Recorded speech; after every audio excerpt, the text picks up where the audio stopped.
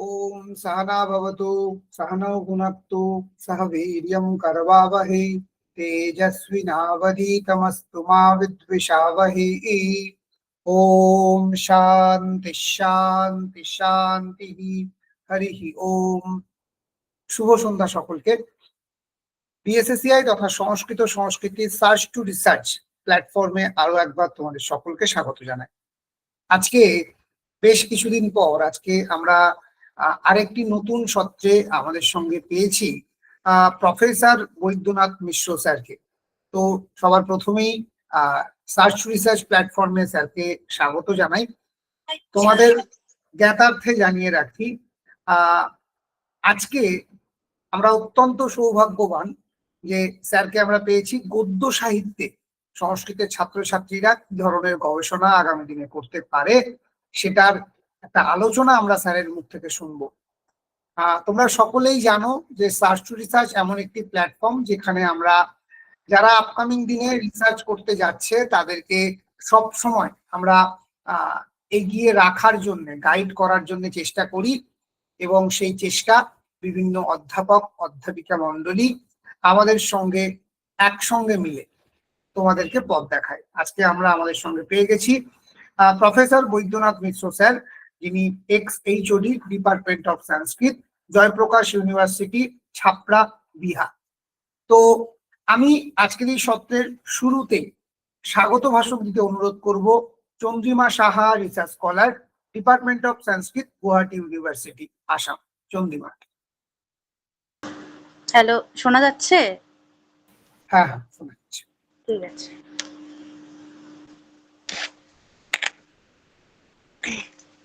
आदरणीय professor doctor Vaidyanath Mishra ji को नमस्कार।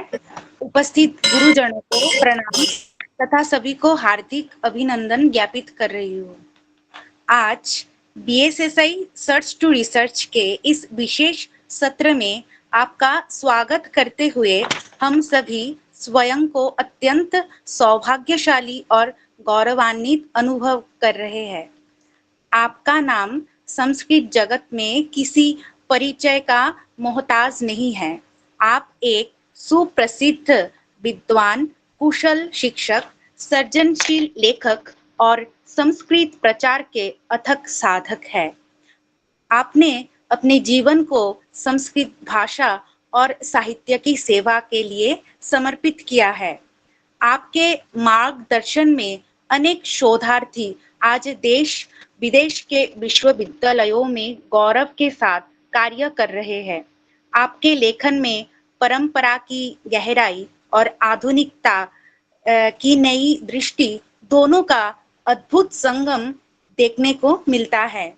आज का हमारा विषय संस्कृत गद्य साहित्य में अनुसंधान की संभावनाएं आपके ही अनुभव और विद्वत्ता से आलोकित होने जा रहा है।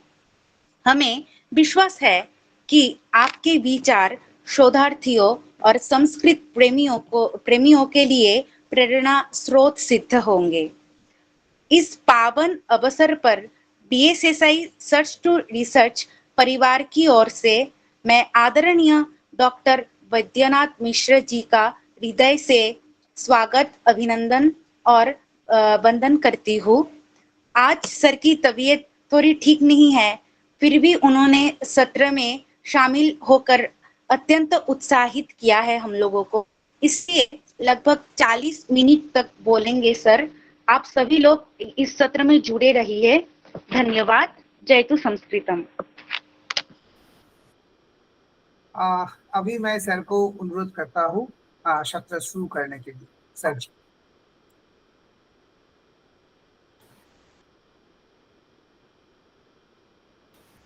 सर आपकी माइक म्यूट है सर।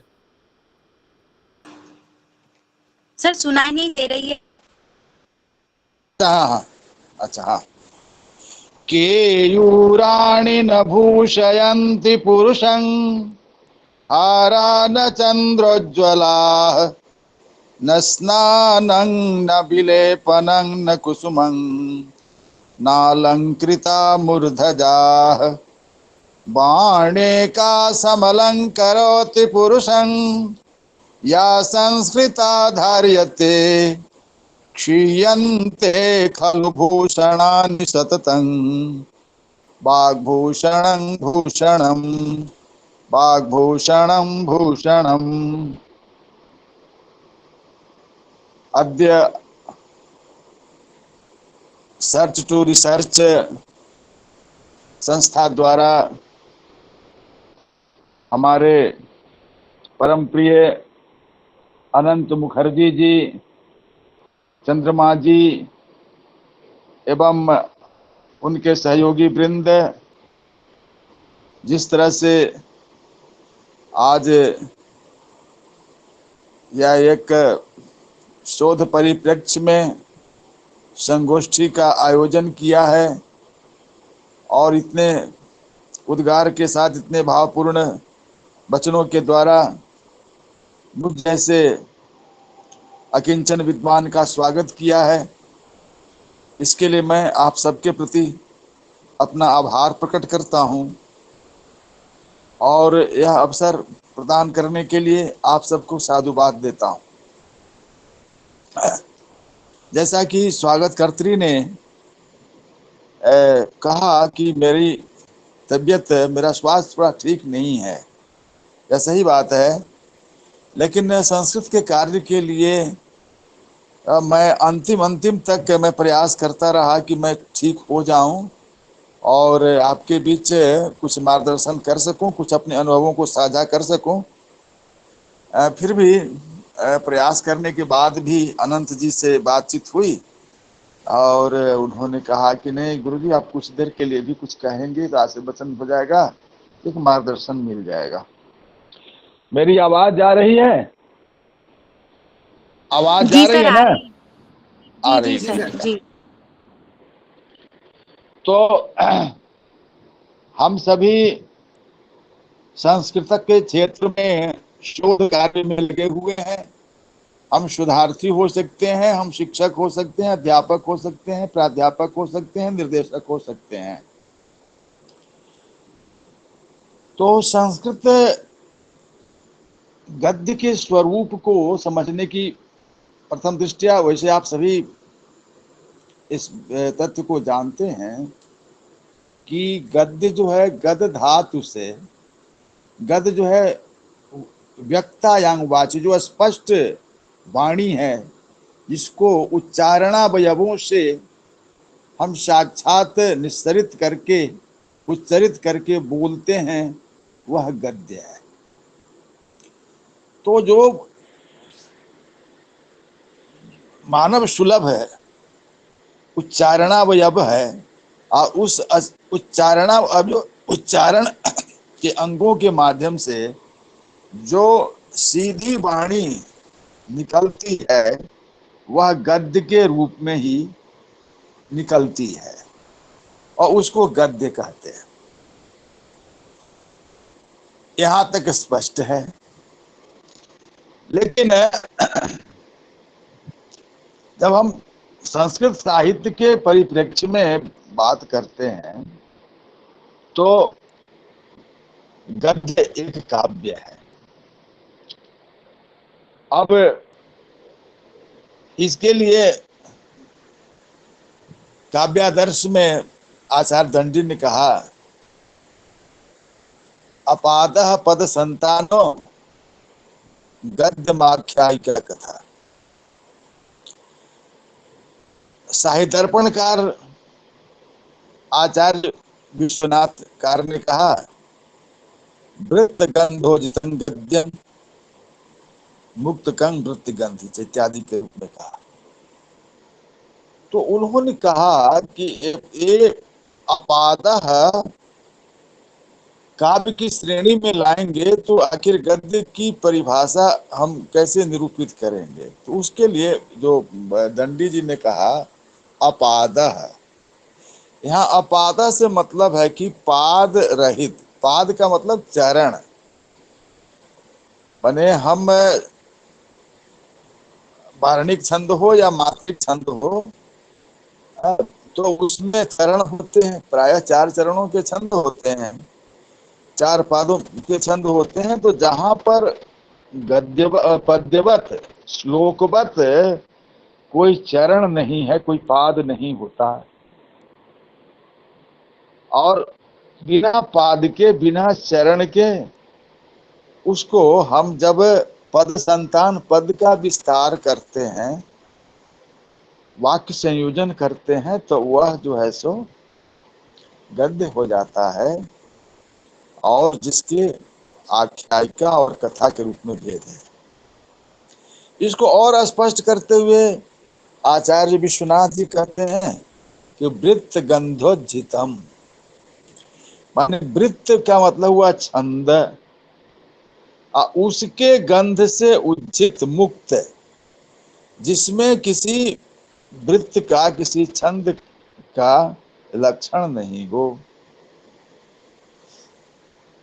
तो वह गद्य है। अब गद्य के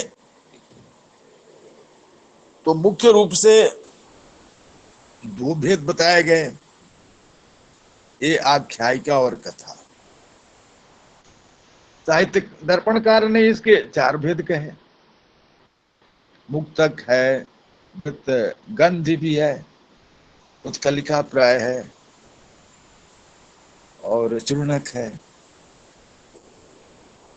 तो अब ये गद्य की जो परंपरा है बहुत प्राचीन है। हम लोगों की परंपरा में जब कभी भी किसी विधा का आरंभ ढूंढते हैं, स्रोत ढूंढते हैं, तो वेदो किलो धर्म मूलम के सिद्धांत पर हम वेद में जाते हैं। तो वेद के जो हमारे जो चार वेद हैं, जो यजुर्वेद है, तो यजुर का जो अर्थ है, यजुष का,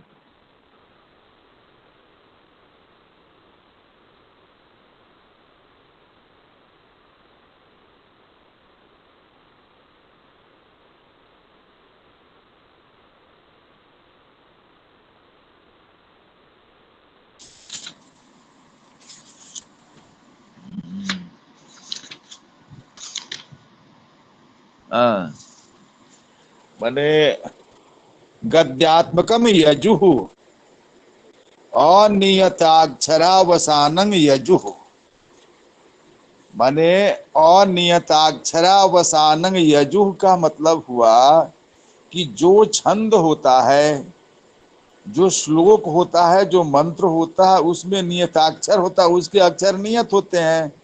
प्रकृति छंद है, अनुष्टुप छंद है, त्रिष्टुप छंद है, जो भी छंद है उसमें अक्षरों की, वर्णों की संख्या निर्धारित की हुई रहती है। और जहां यह वर्णों की संख्या, अक्षरों की संख्या निर्धारित नहीं होती है, तो उसी को उन्होंने कहा कि अनियताक्षरावसानम यजु, और वही गद्यात्मकम यजु। तो यजुर्वेद में बहुत सारा अंश जो है हम गद्य का देखते हैं, मतलब देखते हैं। ब्राह्मण जो भाग है गद्य की व्याख्या करने वाला, उसकी जो ग्रंथ है उसका यज्ञ में कैसे प्रयोग होगा, उसका जो ब्राह्मण भाग है वो प्रायः गद्य ही है। आरण्यक भी प्रायः गद्य है। उपनिषदों में भी यत तत गद्य का प्रयोग हुआ है। भागवत पुराण में भी गद्य का प्रयोग हुआ है। गद्य का प्रयोग हम कभी कभी करते हैं। जैसे देखिए, एक हम लोग पाठ करते हैं, शांति पाठ करते हैं, तो उसमें कहते हैं ओम संगनो मित्रः संवरुणः संगनो भवत्वर्यमा संगन इंद्र बृहस्पतिः संगनो विष्णुरुक्रमः नमस्ते वायो त्वमेव प्रत्यक्षं ब्रह्मासि त्वामेव प्रत्यक्षं ब्रह्म वदिष्यामि सत्यं वदिष्यामि ऋतं वदिष्यामि तन्मामवतु तद्भक्तारमवतु अवतु माम अवतु भक्तारम। तो ऐसा जो बोलते हैं, तो हम यहाँ गद्य का बड़ा ही सरल और सुंदर रूप देखते हैं। हम जब आते हैं पुराण साहित्य में, तो पुराणों में भी गद्य के स्वरूप के दर्शन होते हैं। खास करके जब श्रीमद् भागवत पुराण में हम जाते हैं तो वहां पर उसका दिखाई पड़ता है। और गद्य का सबसे जो व्यवहारिक स्वरूप है, वो व्याकरण के जो महाभाष्य है, वहां पर हम देखते हैं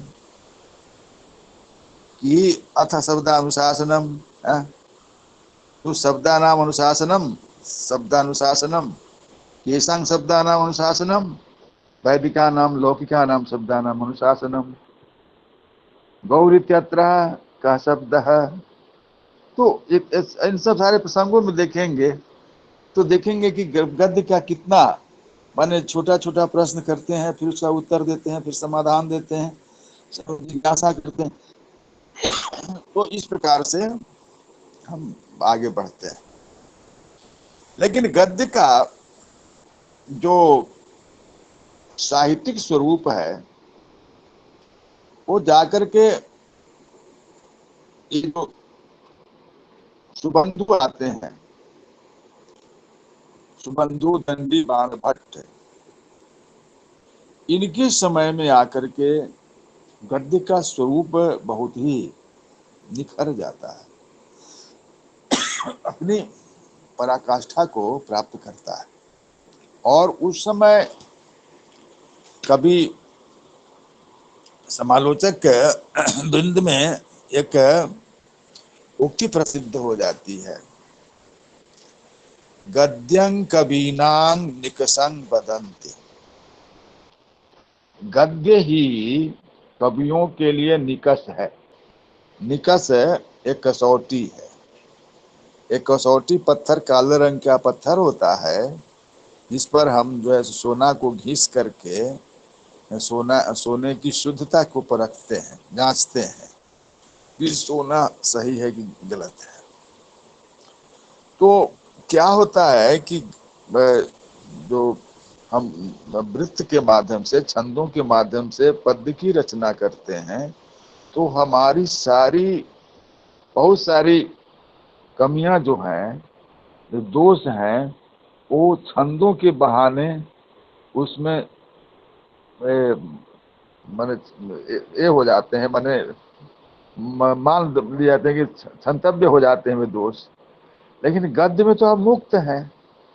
आपको जो भी आपकी हृदय की भावना है उसको पूरी तरह से व्यक्त करने के लिए स्वतंत्र हैं। तो इसलिए आपकी जो वास्तविक प्रतिभा है वो गद्य के माध्यम से ही प्रकट होती है। उसके लिए किसी परतंत्रता, पद्य, वृत्त, छंद की कोई मर्यादा नहीं होती है। और मर्यादा नहीं होने के कारण आप पूरी तरह से आप क्या होते हैं, स्वतंत्र होते हैं। तो वहां पर आपको अपनी अभिव्यक्ति देने के लिए पूरी स्वतंत्रता होती है, वो करते हैं।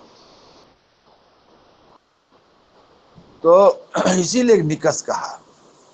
और उसके लिए कुछ हमारे कवियों ने कुछ आदर्श स्थापित किए। अब हम जब बाण भट्ट का अध्ययन करते हैं तो उन्होंने गद्य के लिए कुछ आदर्श स्थापित किए कि गद्य में क्या होना चाहिए, गद्य का क्यों श्रेष्ठ माना जाता है। तो वो कहते हैं कि नवोर्थो जातिरग्राम्य सुतो, कहते हैं कि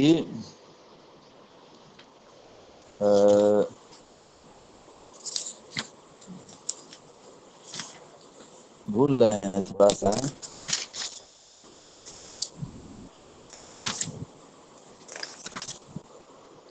नवोर्थो जातिरग्राम्या श्लेषो क्लिष्ट स्फुटो रसः विकटाक्षरबन्धस्य कृष्ण में कत्र दुष्करम।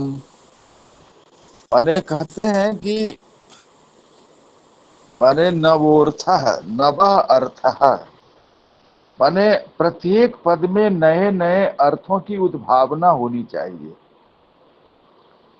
और जाति अग्राम्य, अग्राम्य माने श्लील शिष्ट जाति की स्वभावोक्ति की का प्राचुर्य होना चाहिए, प्रचुरता होनी चाहिए। श्लेष अलंकार का प्रयोग तो हो, लेकिन वो कठिन अक्लिष्ट हो। ऐसा श्लेष नहीं हो जिसका अर्थ समझने में लोगों को परेशानी हो। सद्यः समझ में आने लायक श्लेष का प्रयोग होना चाहिए। और स्फुटो रसः, जहाँ रस की धार जो है स्पष्ट रूप से बहे, जहाँ रसाभिव्यक्ति जो है, जो सहृदय हृदय को तुरंत आवर्जित कर ले, सराबोर कर दे। लेकिन गद्य में परिस्थिति के अनुसार, वर्णन दृश्य के अनुसार एक विकटाक्षर बंध की आवश्यकता होती है। जैसे कि विद्याटवी बर्तन वर्णन आदि के क्रम में जो पदों का जो विकटाक्षर बंध है, वह भी जो है, जो जैसा कि उधर में कहा मैंने विश्वनाथ जी ने कि जो हाँ चूर्णक है, उत्कलिका प्राय है, ऐसे पद गद्यों का वहां पर प्रयोग करते हैं विकटाक्षर बंध के माध्यम से। तो एक कृष्ण में एकत्र दुष्कर्म, ये सभी ऐसे बंधों का, ऐसे प्रयोगों का एक एकत्र समावेश होना कठिन कार्य है, फिर भी उन्होंने इसको आदर्श माना। फिर हमारे आचार्यों ने कहा कि ऊर्जा समस्त भूयस्तम एतद गद्यस्य जीवत, कि ऊर्जो गुण से परिपूर्ण होना और समस्त माने समास की बहुलता, ये जो है सो गद्य का जीवन है, ये गद्य का प्राण है। अब यथावता कहने से हम गद्य के स्वरूप को समझ सकते हैं।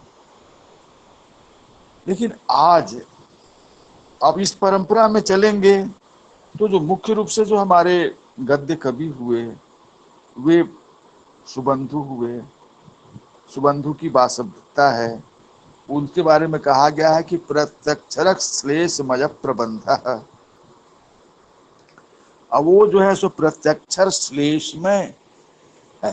प्रत्यक्षर श्लेषमय प्रबंध का कहने का मतलब है कि उसका एक एक वर्ण जो है, एक एक पद जो है, वो श्लेषों से अन्वित है। अब एक उदाहरण हम आपको दे करके थोड़ा उसको ये कहना चाहेंगे, बहुत प्रसिद्ध है। मैं थोड़ा सा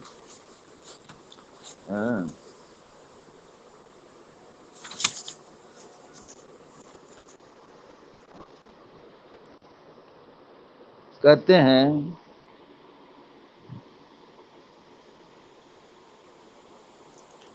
हाँ कहते यस्य च समर भूमि भुजदंडेन कोदंडम कोदंडेन शराह सरैरशिरा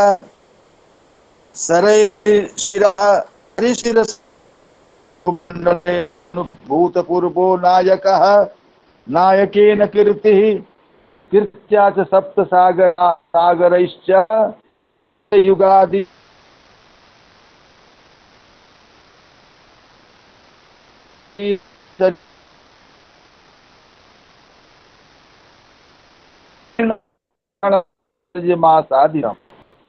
महादेव के प्रयोग से वो अपने गद्य का उद्दाम स्वरूप प्रस्तुत करते हैं।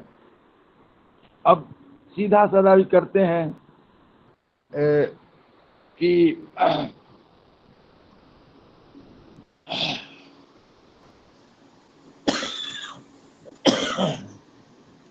नंद इव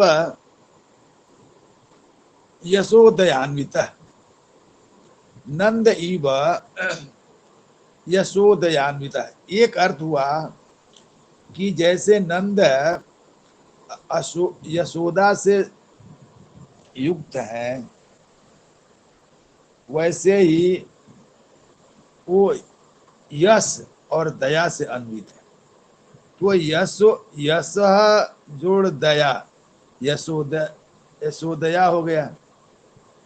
अब यहीं पर श्लेष बहुत ही सरल स्फुट है, जो अक्लिष्ट श्लेष है, जो बहुत थोड़े से प्रयत्न के माध्यम से हम जान सकते हैं। इसी प्रकार से दंडी हैं, दंडी के 10 कुमार चरित्र में गद्य के बहुत ही अच्छे स्वरूप आए हैं। उसमें 10 कुमार चरित्र में एक दो उदाहरण में देना चाहूंगा थोड़ा। हाँ, जैसे कि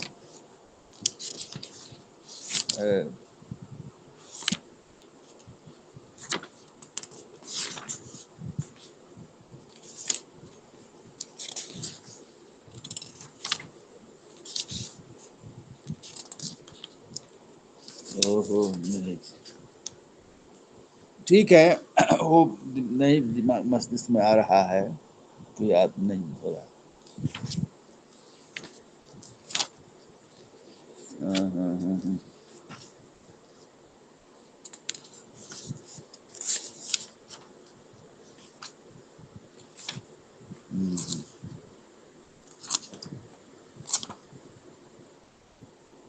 हाँ हाँ,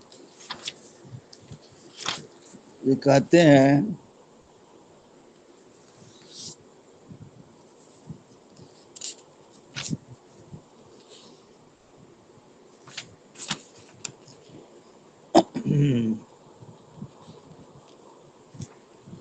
इसमें है हाँ, कन्यांता पुरमग्नि परीतमिव पिशाचोपहतमिव वेपमानम। फिर एक जगह कहते हैं कुसुम सुकुमारं कुमारम मधुकराय माणकाक पक्षम कालायस कर्कश कायम गंगा बरतस नाभिम। इस प्रकार से गद्यों का प्रयोग करते हैं। और गद्य का जो सर्वांध चूड़ामणि स्वरूप है वो बाण के हर्षचरित नामक आख्यायिका में और कादम्बरी नामक कथा में हमें उद्भासित होते हैं।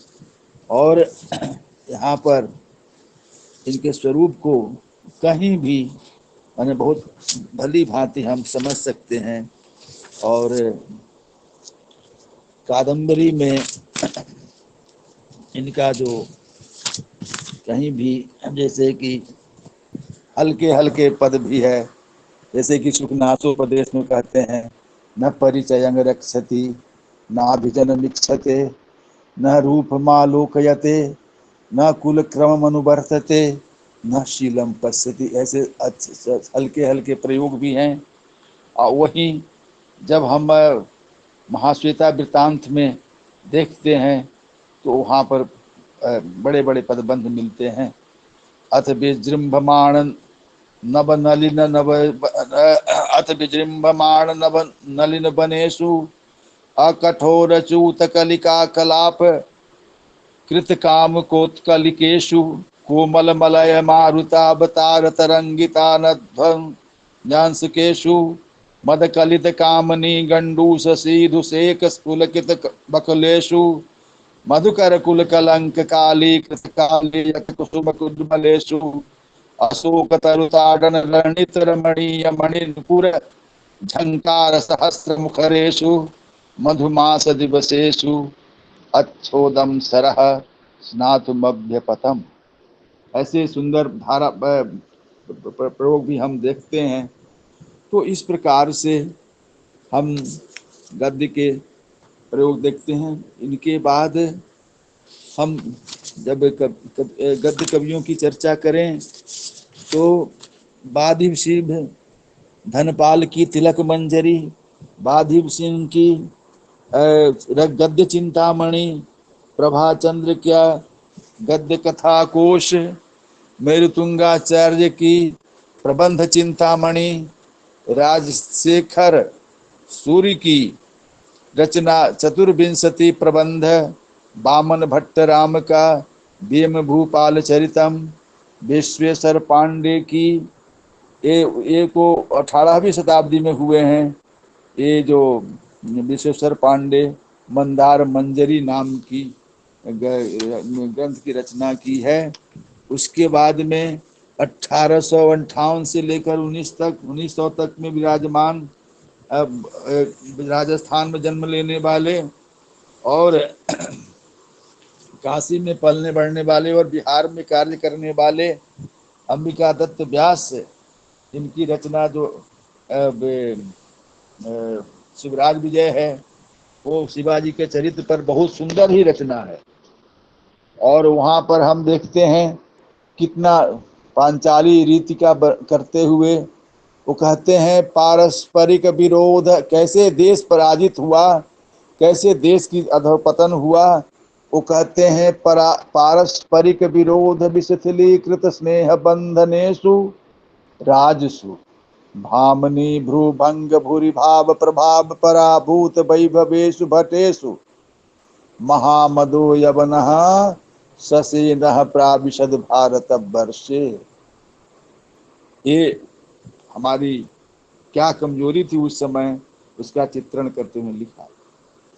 उसके बाद हम ऋषिकेश भट्टाचार्य जी का सादर स्मरण करना चाहेंगे, जो गद्य जो लाहौर में ओरिएंटल कॉलेज में संस्कृत के प्राध्यापक थे। ये वर्तमान के बांग्लादेश के जसूर के निवासी थे और इन्होंने निबंध शैली का, हाँ एक बात और भी ध्यान देने लायक है कि अंबिका दत्त व्यास जी ने संस्कृत गद्य साहित्य को एक नया रूप दिया। आज आप संयोग से आपके साथ हमारे साथ आज बंगाल से जुड़े हुए बहुत लोग हैं और उन दिनों में बंगाल में साहित्यिक गतिविधियां बहुत तेज थी और वहाँ उपन्यास का जो अंग्रेजी साहित्य में जो नोवेल है, उस दृष्टि से यहाँ पर उपन्यास का सृजन हो रहा था, उसका हिंदी पर प्रभाव पड़ रहा था और साथ ही साथ संस्कृत पर भी प्रभाव पड़ रहा था। यद्यपि हम जो हमारे यहाँ आख्यायिका का स्वरूप है उसको उपन्यास से हम सामने स्थापित कर सकते हैं, लेकिन जो शिल्प की दृष्टि से जो अंग्रेजी में, बंगला में, हिंदी में उपन्यास के ऐतिहासिक उपन्यास का स्वरूप है, उस स्वरूप को लेकर के हमारे अंबिका दत्त व्यास जी आते हैं और शिवराज विजयम की प्रस्तुति करते हैं। और इसी श्रेणी में हम ऋषिकेश भट्टाचार्य जी का भी स्मरण करते हैं और इन्होंने प्रबंध मंजरी की रचना 1930 ईस्वी में की थी। इसका संपादन पद्म सिंह शर्मा और हरदत्त शास्त्री ने किया था और इन्होंने पत्रिका भी, विद्योदय नाम की पत्रिका भी इन्होंने प्रकाशित किया, तो पत्रिका का प्रकाशन भी किया था, जो आधुनिक संस्कृत गद्य के प्रकाशन में संस्कृत को प्रमोट करने के लिए, को समुन्नत करने के लिए बहुत अच्छा कार्य किया था। और इसी कड़ी में हम क्षमा राव जो दाक्षिणात्य थी, इन्होंने बहुत सारे गद्य साहित्य का निर्माण किया है, जिसमें ग्रामर ज्योति है, कथा पंचक है, कथा मुक्तावली है जिसका 1956 में प्रकाशन हुआ था। और ये परंपरा जो है आज तक जारी है।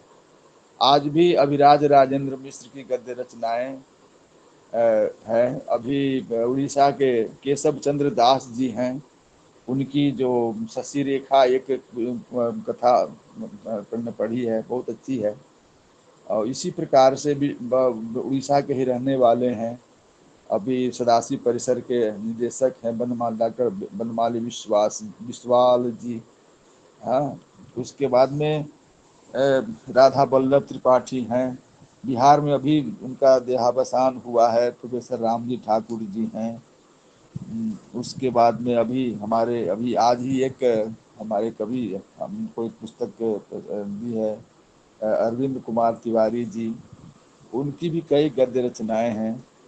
हमारे बिहार में ये पंडित कई विश्वविद्यालयों के कुलपति रह चुके हैं, प्रोफेसर रामकरण शर्मा जी, उनकी रचना है सीमा रईस है।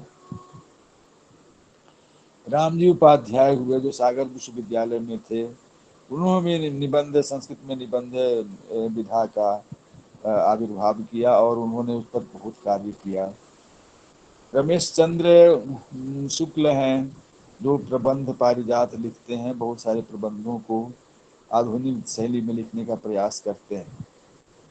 और पूरे हिमालय से लेकर के कन्याकुमारी तक, कच्छ से कामरूप तक हमारे जितने भी संस्कृत के कवि हैं, आज के प्रखंड लोग हैं, वो कैसे महाकाव्य लिखते हैं, पद्य काव्य लिखते हैं,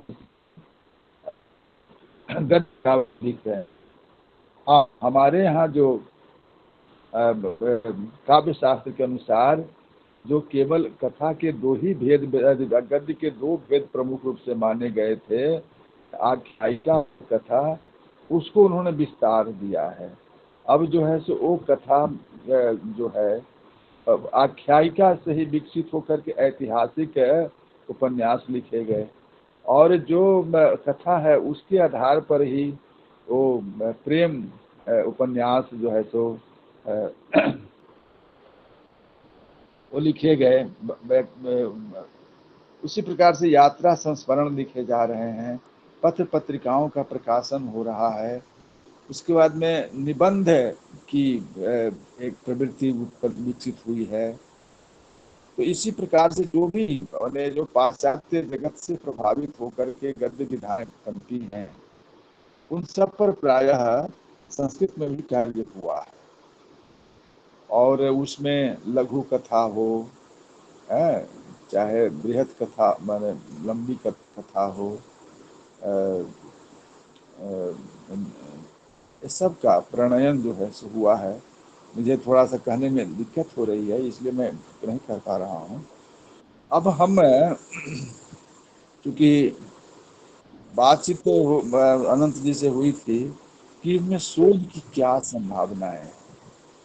हम इन विषयों पर तो बात कर चुके हैं और इशारा कर चुके हैं।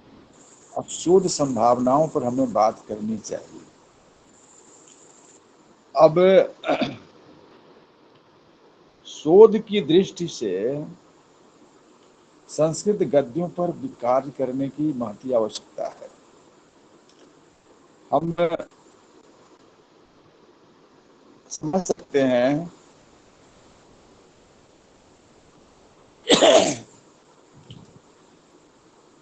आज हम बाणभट्ट को लेते हैं, तो बाणभट्ट के व्यक्तित्व एवं कृतित्व पर काम करते हैं, उनकी रस योजना पर काम करते हैं, अलंकार योजना पर काम करते हैं।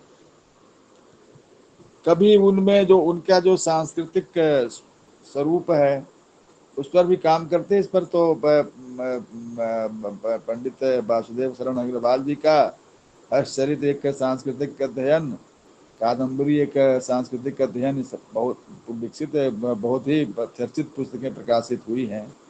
तो इस तरह के अध्ययन होते रहे।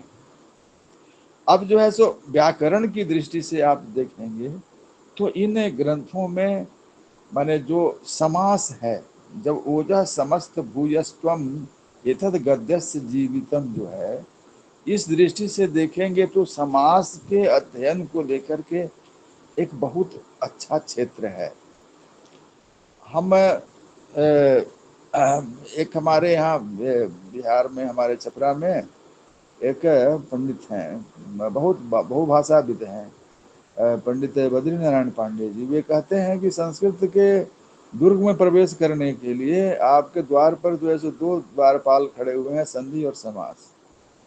तो संधि को बिना छिटकाए हुए आप उधर प्रवेश नहीं कर सकते और समाज को बिना उसका विग्रह किए हुए भी भीतर नहीं घुस सकते हैं। तो समास की जो बहुलता है, उस समास का को आधार मान करके जो भी हमारे सुबंधु हैं, दंडी हैं, बाणभट्ट हैं, वादिव सिंह हैं, विश्वेश्वर पांडे हैं, इधर रामशरण त्रिपाठी जी का भी एक कौमुदी कला कल्लोलनी इत्यादि गद्य काव्य आया है, जो कि व्याकरण को ही आधार मान करके लिखा है। तो बहुत सारे ऐसे ग्रंथ हैं, मैं सबका सूची बनाना चाह रहा था, नहीं बना पाया, मन ठीक नहीं था। तो उन सब में एक समासिक समास शास्त्रीय जो समास मैंने व्याकरण की दृष्टि से समास का अध्ययन कर सकते हैं। एक दूसरा, उन सब का जो है सो क्रिया पदों का अनुशीलन किया जा सकता है, कृत प्रत्ययों का अध्ययन किया जा सकता है, तद्धित प्रत्ययों का अध्ययन किया जा सकता है। ये समास के विभिन्न पक्षों को लेकर के इन गद्य काव्यों में ये एक है। भाषा विज्ञान की दृष्टि से सब में शैली वैज्ञानिक अध्ययन किया जा सकता है, समाज शास्त्रीय अध्ययन किया जा सकता है। सब में सामाजिक चित्र आए हुए हैं, उस समय की जो राजन व्यवस्था है उसकी चित्रण आए हुए हैं, उसमें सब में सौंदर्य बोध है, एस्थेटिक दृष्टिकोण से भी कार्य किए जा सकते हैं। अब जो इधर नए जो गद्य लिखे जा रहे हैं, नए गद्यों में सामाजिक और मनोवैज्ञानिक, जैसे कि केशव चंद्र दास जी का की जो रचना है शशि रेखा, उसमें सामाजिक, पारिवारिक और क्या नाम है, जो व्यक्तिक जो द्वंद है, जिंदगी जीवन का जो संघर्ष है, उसका बढ़िया निरूपण हुआ है। इन विषयों पर भी हम जो आजकल जो है माने आधुनिकतावाद का, उत्तर आधुनिकतावाद का, पोस्ट मॉडर्निज्म का जो प्रभाव है, तो जो पाश्चात्य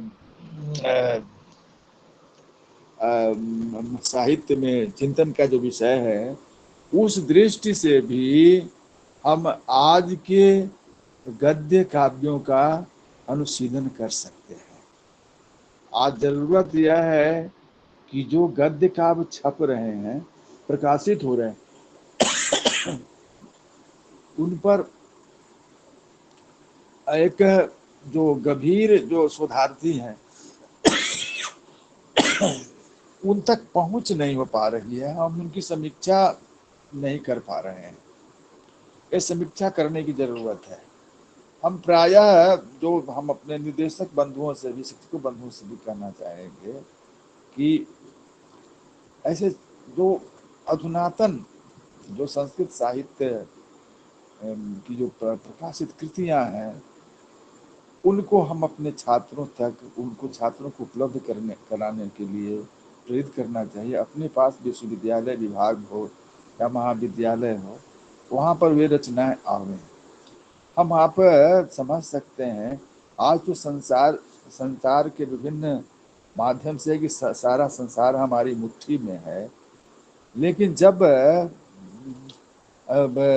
यातायात के साधन नहीं थे, संचार माध्यम नहीं थे, तब जो है मैंने मम्मट कश्मीर के रहने वाले थे और वहाँ पर सभी पंडितों की परीक्षा होती थी। कैसे उनके वहाँ तक काव्य पहुँचता था, कैसे हम उत्तर भारत के कवि की रचना है, दक्षिण भारत में उस पर टीका लिखी जा रही है, दक्षिण भारत की रचना है, उत्तर भारत में टीका लिखी जा रही है। तो यह जो शास्त्र के प्रति अनुराग है और विद्या के प्रति जो अनुराग है, वो परस्पर संवाद के माध्यम से संपूर्ण देश में फैलना चाहिए, विकसित होना चाहिए, प्रसिद्ध होना चाहिए।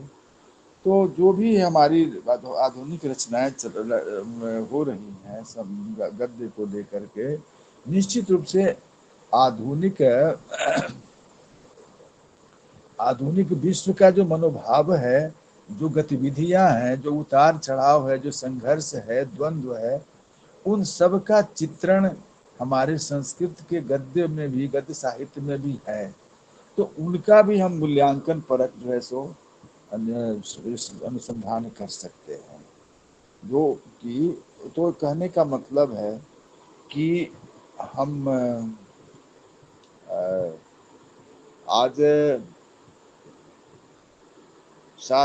प्राचीन शास्त्रीय दृष्टि से और आज के समसामयिक संदर्भ में भी प्राचीन गद्य काव्यों से लेकर के, मध्यकालीन गद्य काव्यों से लेकर के और अधुनातन भी जो भी गद्य साहित्य की रचना हो रही है, उनका हम अब शोध करते हुए हम समाज को एक नई दिशा दे सकते हैं और संस्कृत शोध परंपरा को आगे बढ़ा सकते हैं। स्वास्थ्य कमजोर होने के कारण मैं अच्छी बात नहीं कर सका, इसके लिए क्षमा याचना के साथ मैं सबके प्रति पुनः आभार प्रकट करता हूँ और वाणी को विराम देता हूँ। जयतु संस्कृतम, जयतु भारतम, जयतु गद्य परंपरा।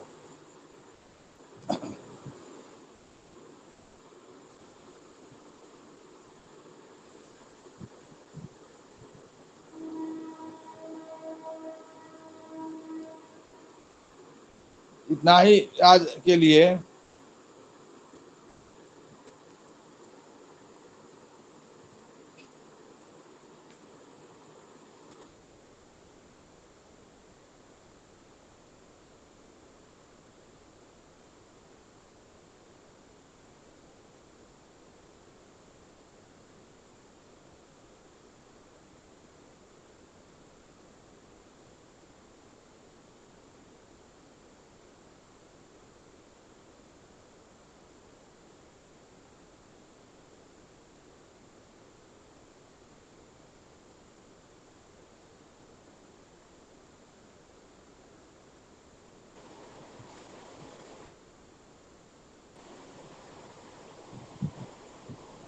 Hello,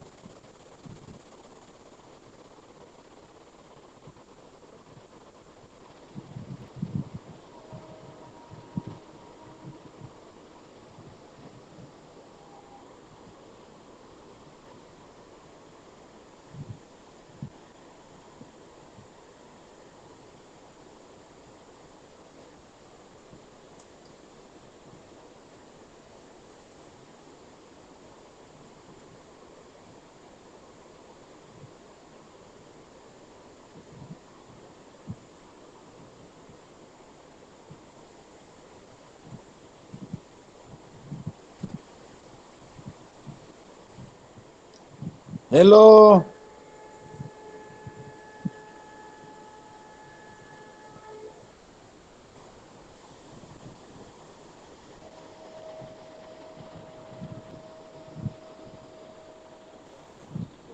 hello sir. हाँ हेलो। हाँ हेलो। जी जी सर, सुनाई दे। हेलो। হ্যাঁ চৌধুরী ম্যাম, আমার আওয়াজ শুনতে পাওয়া যাচ্ছে?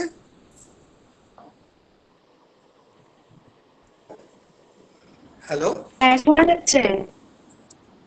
হ্যাঁ শোনা যাচ্ছে চৌধুরী ম্যাম, আমার আওয়াজ শুনতে পাওয়া যাচ্ছে? হ্যাঁ হ্যাঁ দাদা শোনা যাচ্ছে। हाँ। सर आपको बहुत बहुत धन्यवाद आज मार्ग प्रदर्शन करने के लिए।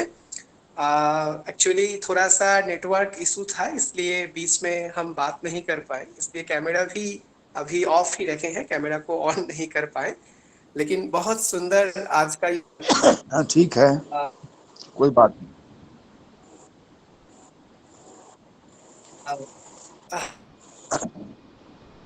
धन्यवाद की ओर बढ़ रहे हैं, थैंक्स की ओर। मैं सबसे पहले बीएसएससीआई सर्च टू रिसर्च परिवार की ओर से आज के इस ज्ञानवर्धक एवं प्रेरणादायक सत्र के सफल समापन पर हमारे आदरणीय सर वैद्यनाथ मिश्र जी, हमारे भूतपूर्व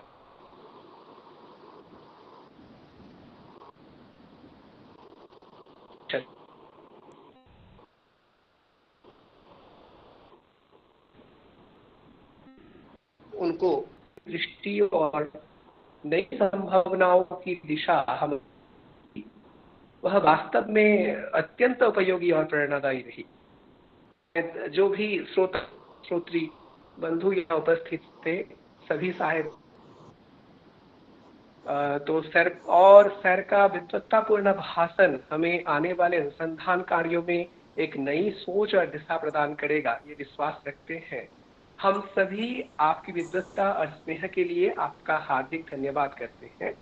और साथ ही कुछ समय पहले आज के सत्र में अपनी गरिमामय उपस्थिति से हम सबको प्रेरित करने वाले विभूति भूषण महापात्र सर, जो भुवनेश्वर में राजधानी कॉलेज के संस्कृत विभाग के अध्यक्ष हैं, वो भी जुड़े थे। तो सर को भी मैं विशेष रूप से धन्यवाद देता हूँ। और साथ ही मैं सभी जो भी यहाँ पे अध्यापकगण, शोधार्थी, छात्र छात्राओं, सभी सम्मिलित प्रतिभागियों को भी चाहता हूँ जिन्होंने अपने व्यस्त समय में से समय निकलकर इस सत्र में भाग लिए हैं, बनाया है इसको। साथ ही मैं आप सभी से इस विषय में क्षमा याचना भी करता हूँ। सत्र के दौरान नेटवर्क में शायद कुछ तकनीकी समस्याएं हुई है, इसके कारण कभी कभी शायद संवाद में थोड़ी कोई बाधाएं आई है, तो इसके लिए भी हृदय पूर्ण रूप से हम लोग क्षमा मांगते हैं DSSC रिसर्च की ओर से। तो अंत में सर्च टू रिसर्च परिवार की ओर से एक बार पुनः सबके प्रति आभार प्रकट करते हुए मैं इस सत्र की औपचारिक समापन की घोषणा करता हूँ। अंत में शांति पाठ के माध्यम से हम लोग ये सत्र जो है इसको समापन करेंगे सत्र का। ओम ओम सहना सर्वे भवतु भवन्तु सुखिनः भवन्तु सुखिनः सर्वे सन्तु निरामया पश्यन्तु मा दुख भाग भवे। भवेत्। ओम शांति शांति शांति शांति। हरि ओम तत्सत्। शांति। श्री कृष्ण हरिओम तत्सत। हाँ, धन्यवाद सर, और बहुत अच्छा लगा कि धन्यवाद आप धन्यवाद बहुत बहुत धन्यवाद गुरुजी। धन्यवाद। हाँ, मैं आप सबके प्रति धन्यवाद। बहुत ही हाँ, आभारी भी हूँ कि आपने इतना अच्छा सुंदर हमको ये अवसर दिया। धन्यवाद धन्यवाद। Thank you sir, thank you. प्रणाम सर। सर यहीं पे सत्संग हुआ।